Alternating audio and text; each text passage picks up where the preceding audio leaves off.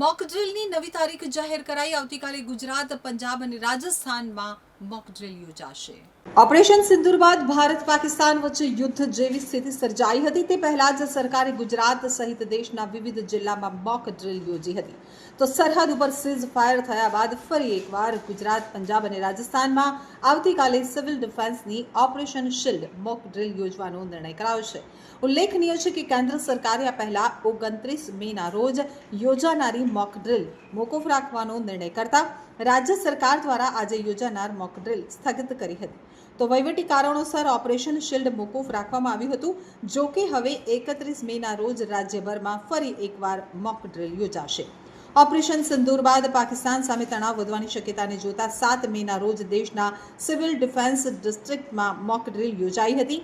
તો ગુજરાતના 18 જિલ્લામાં પણ મોક ડ્રીલ યોજવામાં આવી હતી. 24 દિવસ બાદ હવે ફરી ગુજરાતમાં સિવિલ ડિફેન્સની મોક ડ્રીલ યોજવાનો નિર્ણય કરાયો છે.